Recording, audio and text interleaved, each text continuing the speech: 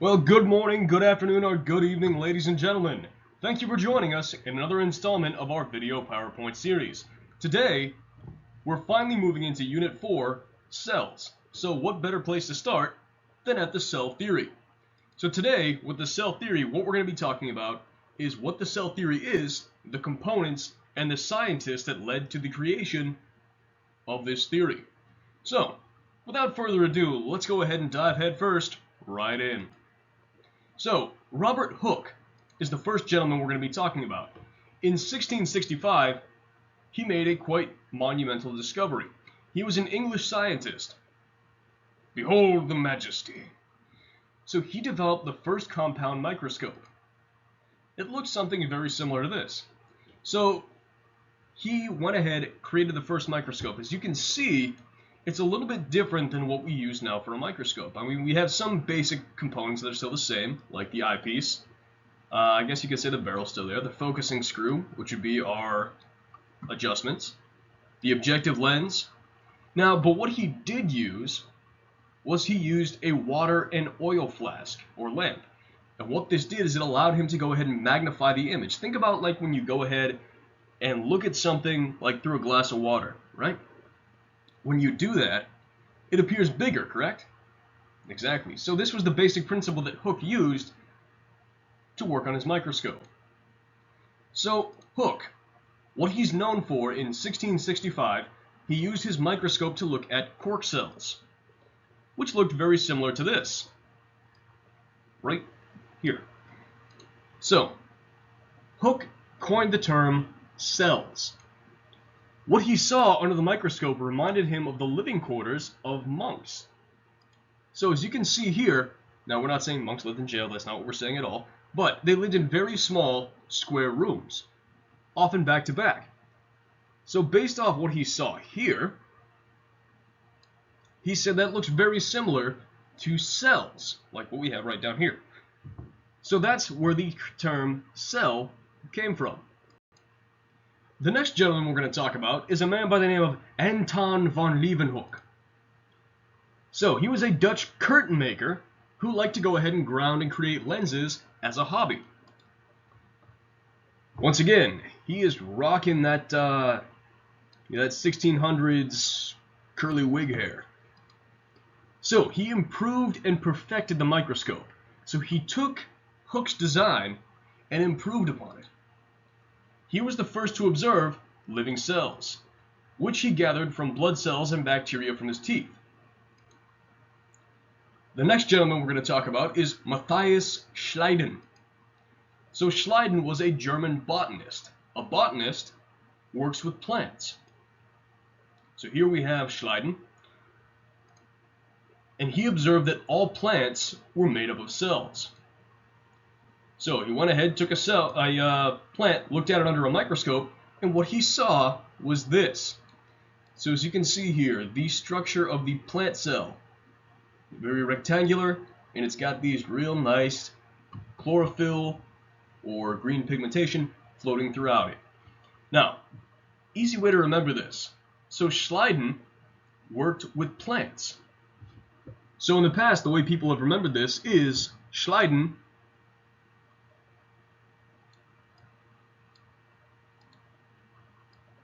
is hiding in the bushes. So Schleiden hiding in the bushes. Schleiden worked with plants. A bush is a plant. Bingo. There's your hook. Theodor SCHWANN. So SCHWANN was a German zoologist. Dude, check out the burns, man. Yeah. So he observed that all animals were made up of cells. And an animal cell looks much different than a plant cell. Animal cell is normally more rounded, lacking the cell wall. Easy way to remember this, a swan sounds a lot like a swan. So, swan, a swan is an animal. Schwann discovered that all animals were made of cells. There we go. So Rudolf Virchow. Rudolf Virchow was a German doctor slash lawn gnome slash elf slash anyway. He was the first to observe living cells reproduce. So he deduced that animal cells only come from animals and plant cells only come from plants. Very common knowledge now, but at the time, it was a monumental discovery. Robert Brown. Robert Brown was a Scottish botanist. He was the first to see the nucleus of a cell. So, the nucleus here, we know, is the center part of a eukaryotic cell that contains the DNA. So most of the time, we know that it's normally a dark shaded in area. So dark, brown is a dark color. Robert Brown, first to see the nucleus. So the cell theory. The observations of all these scientists led to the creation of what we call the cell theory. The modern cell theory has 6 parts. The traditional 3 are: cells are the basic unit of life, all living things are made of at least 1 or more cells, and all cells come from pre-existing cells. The additional or modern parts are: there is energy flow, so metabolism and biochemistry are occurring within the cells. Cells contain hereditary information or DNA that's passed from one to the next during cell division. And all cells are basically the same in chemical composition in organisms of similar species. So, as long as you're looking at a plant, it can be a flower, a tree, a weed, grass, whatever. It's still going to contain plant cells. Same thing if you look at a zebra, a crocodile, a slug, a sea snail, a camel, us. They're all going to have the same type of animal cells. So, let's think about this for a second. Which of the 6 parts of the cell theory overlap with the 8 characteristics of living things? And why is that the case? Remember, go racer. So, I'll let you think about this for a sec while I indulge in this wonderful, delicious cup of coffee.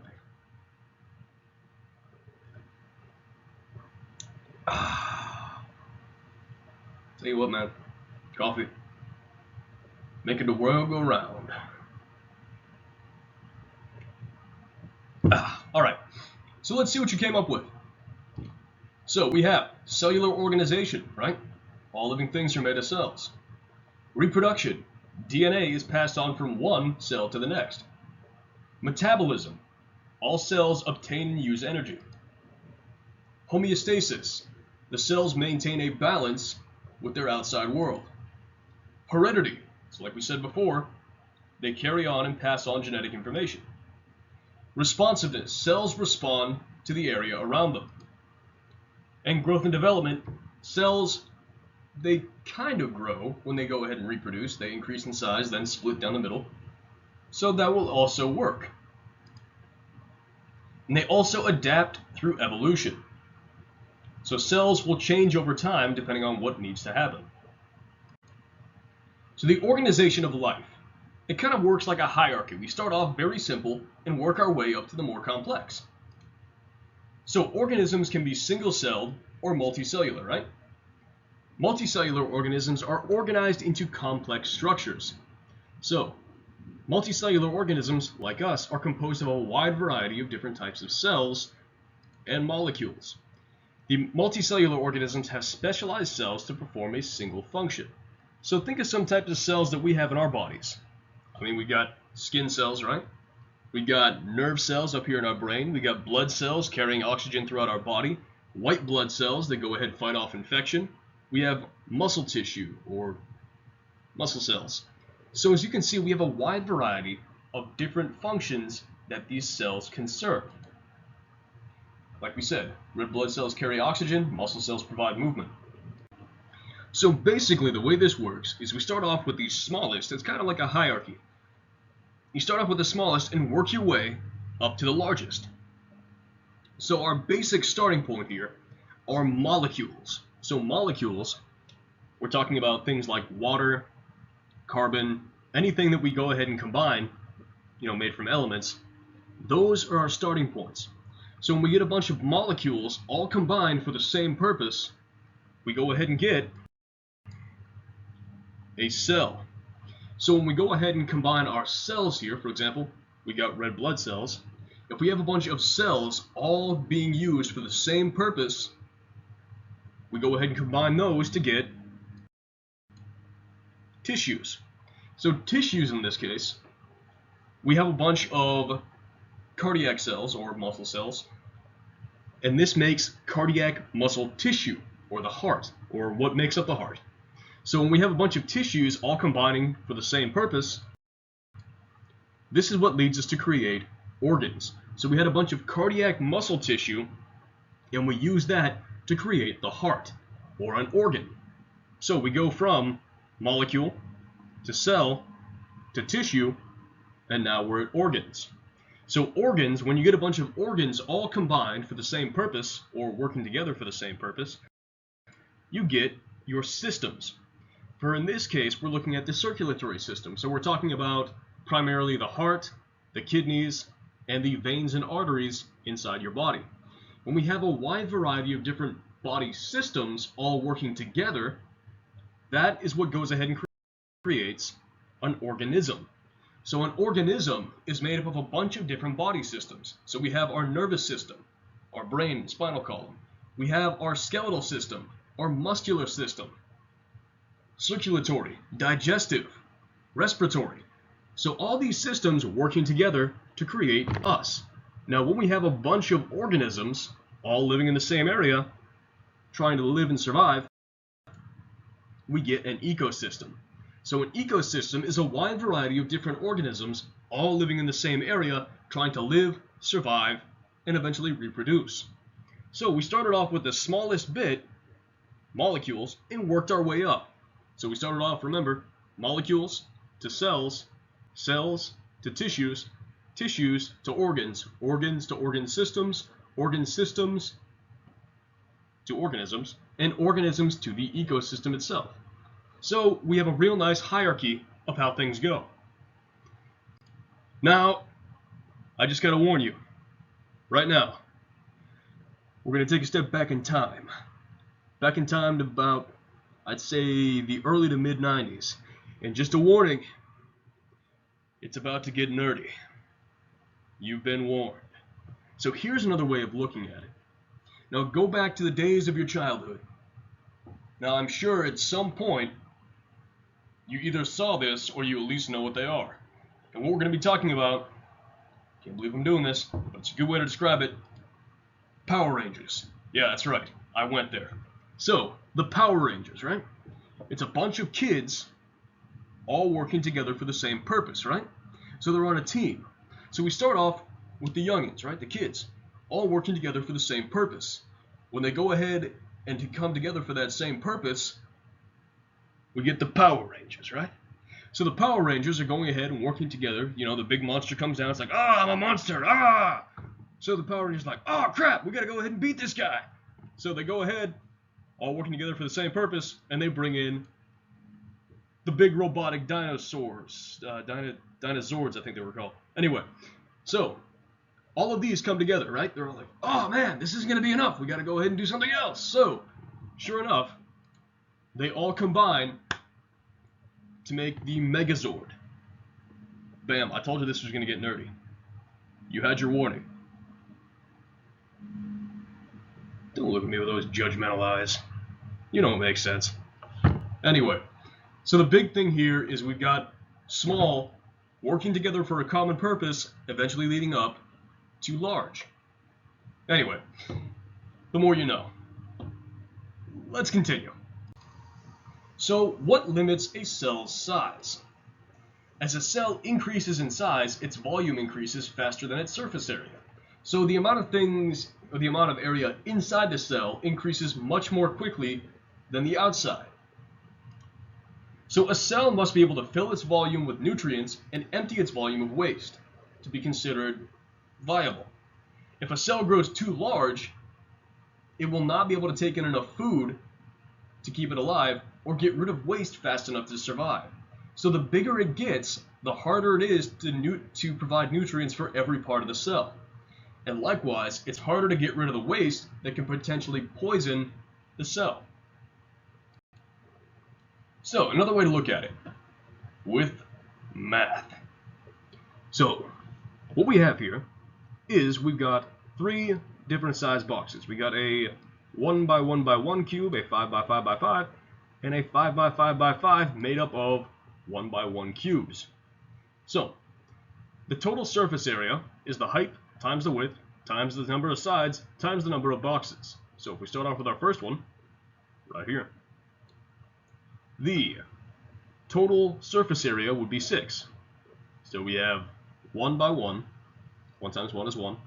We have 6 sides on the cube, times 6, give us 6, and we have 1 box. So that would give us 6. The total volume is the height times the width times the length times the number of boxes. So if we go ahead, figure this one out, we only have 1 box. 1 times 1 times 1 times 1 is going to give us a total volume of 1. The surface to volume ratio is the surface area divided by the volume.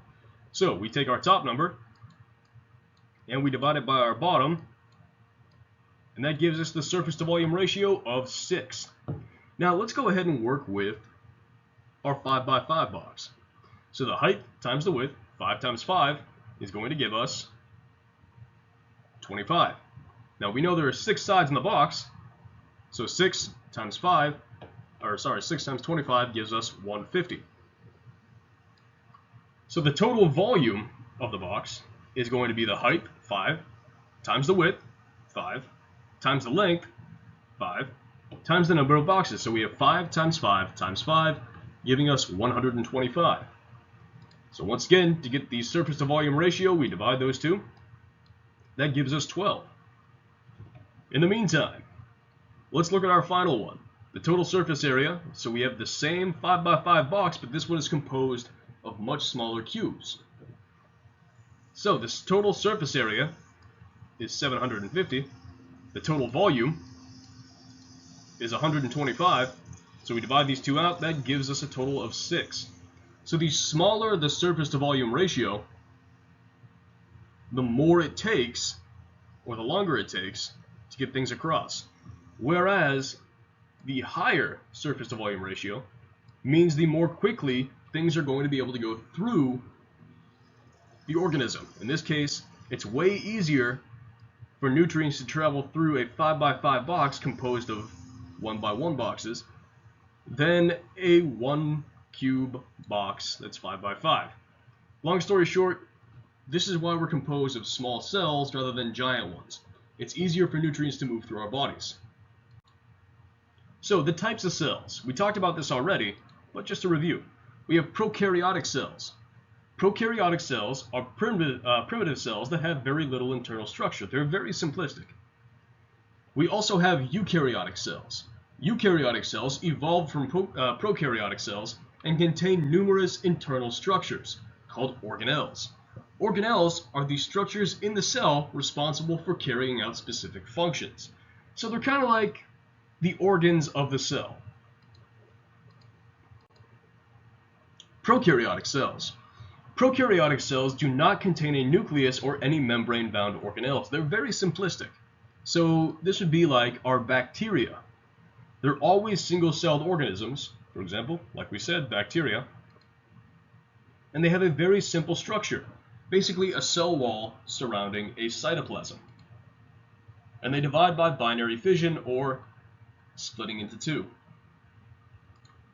Eukaryotic cells, on the other hand, are a bit more complex. So eukaryotic cells contain a nucleus and membrane-bound organelles. They can be single-celled or multi-celled, depending on which organism we're talking about. For example, algae, or an amoeba, would be a single-celled eukaryotic organism. Meanwhile, plants, fungi, and animals are all multicellular. And these all divide by mitosis, which we'll discuss later on in the year. So as you can see here, these are all plant cells going through the various stages of mitosis, which, like I said before, we'll get through later on. So eukaryotic cells continued. The structure is divided into 3 basic areas. We've got the nucleus, the cytoplasm, and the cell membrane. Eukaryotic cells have a wide variety of different organelles that we'll be talking about as we progress through the unit.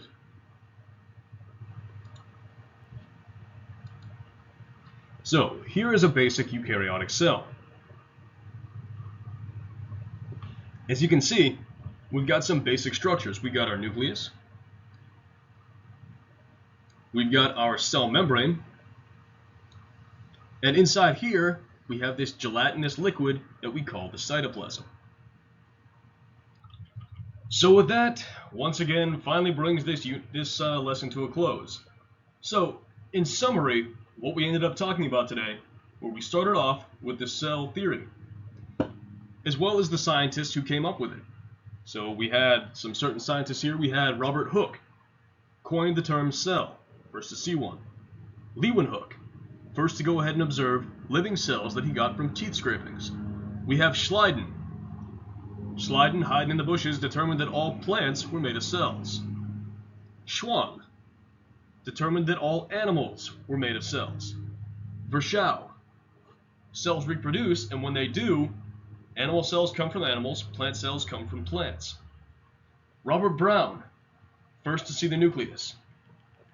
Now those theories, those observations all came together to form what we know as the cell theory. So the first three basic parts of the cell theory: all living things are made of cells, cells come from pre-existing cells, and cells are the basic unit of life. The three additional ones that came in were: cells carry genetic information, cells have a metabolism, and cells have the same biochemical properties as each other. So plant cells, no matter what you get it out of, is always going to look like a plant cell, and animal cells are always going to look like animal cells no matter what animal you took them out of. We also briefly talked about prokaryotic versus eukaryotic cells. Prokaryotic, very simplistic, no nucleus, no organelles. Eukaryotic cells, multicellular or single cell. They do have a nucleus and membrane-bound organelles, basically broken up into three primary parts. We've got the nucleus, the cytoplasm, and the cell membrane. And the organelles all fall within the cytoplasm. So, in summation, thank you very much for joining us on this fine lesson. And remember, until next time, I will see you in the next video. You all stay classy.